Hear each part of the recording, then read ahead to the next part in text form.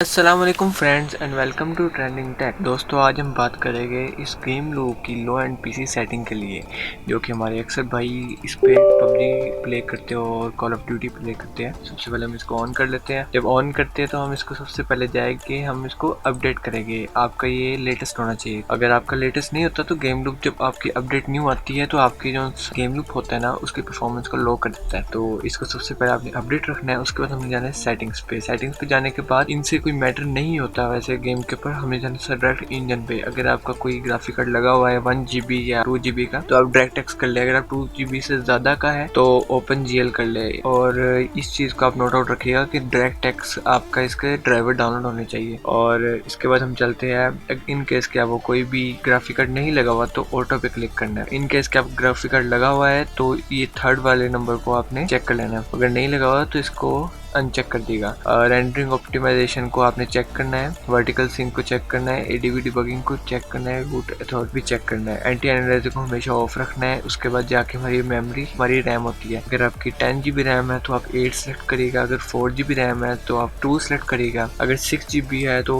4 GB select करिएगा। अब हम चलते हैं मेरे पीसी की प्रॉपर्टीज़ पे। देखिए मेरी जहाँ तक के 10 GB रैम लगी हुई है तो 10 GB के हिसाब से मैंने 8 GB सेलेक्ट की हुई है। और प्रोसेसर, लॉजिकल प्रोसेसर मैंने 2 सेलेक्ट किए हुए। इसका इनको चेक करने का तरीका ये है कि हमने सबसे पहले जाना है हमारे टास्क मैनेजर पे। टास्क मैनेजर पे जाके परफॉर्मेंस पे जाके यहाँ पे आ रहे लॉजिकल प्रोसेसर्स, इसको 4 रखना है। और वर्चुअलाइजेशन का अगर आपको नहीं पता, वर्चुअलाइजेशन हमारे पीसी को बूस्ट करती है, हमारे पीसी के ग्राफिक्स को और हमारे पीसी के प्रोसेसर को, जो कि यहाँ पे मेरी इनेबल है। अगर आपकी डिसेबल है तो आप कमेंट बॉक्स में बताएं, मैं इसकी वीडियो ले आऊँगा। इसके बाद हमारे प्रोसेसर अगर 4 है तो 2 पे रखने हैं, 4 नहीं रखने हैं आपने, 2 कम रखने हैं। 720 रेजोल्यूशन 720p इज़ बेस्ट।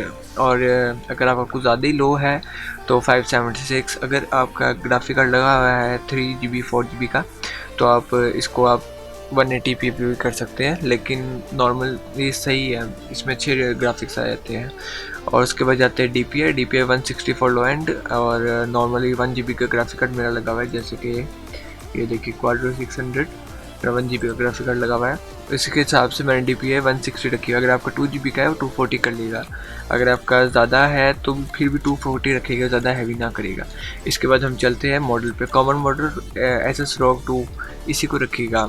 इसके बाद हम चलते हैं गेम के अंदर। गेम के अंदर सबसे पहले SD 720 1 GB ग्राफिक कार्ड के लिए, और जिन पास ग्राफिक कार्ड नहीं है उनके लिए 180p 2K स्पॉटेड, ये 2K जोन सही 4 GB ग्राफिक कार्ड या 3 GB के लिए। और 180 जोन सही हमारे नॉर्मल मिड रेंज जोन होते हैं।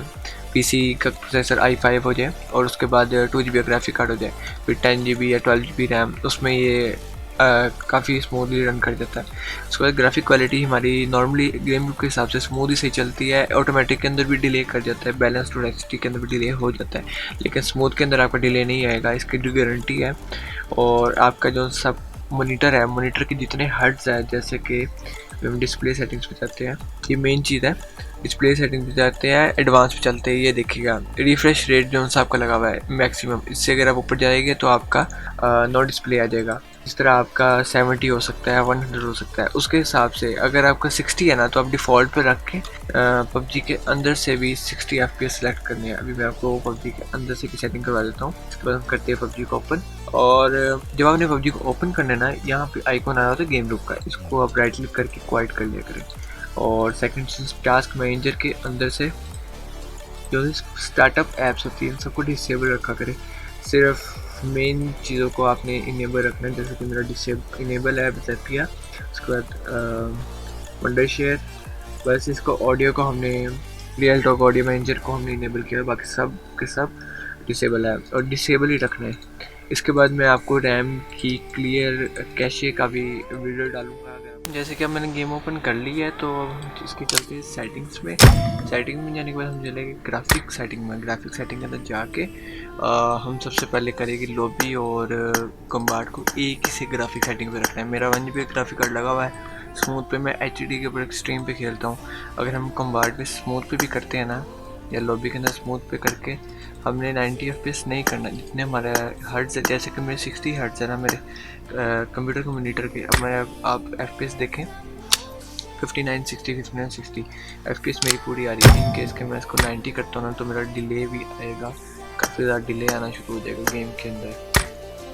FPS भी उतने ही आएंगे और डिले भी उतना ही आएगा। FPS मेरे फिर भी 60 आएगा बट डिले आना शुरू हो जाएगा।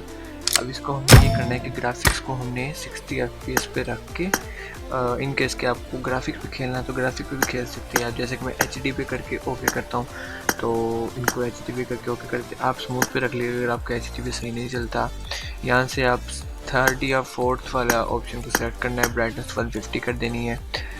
नॉन स्टैंडर्ड स्क्रीन को आपने 9 कर देना है। 9 करके इस ऑटो एडजस्ट को आपने हमेशा डिसेबल रखना है। बाकी ये आपके कलर जो से आपके अपनी सेटिंग पे मुनसर है। बाकी ऑडियो कार्ड मेरा लगा हुआ है इसीलिए मैंने हाई पे रखा हुआ है, नहीं तो आप लो पे रखें ज़्यादा बेस्ट है क्योंकि हाई पे काफ़ी वो डिले वगैरह आता है लो एंड पीसी में इसी वजह से। तो यही थी हमारी आज की सेटिंग। अल्लाह हाफिज़, टेक केयर, बाय।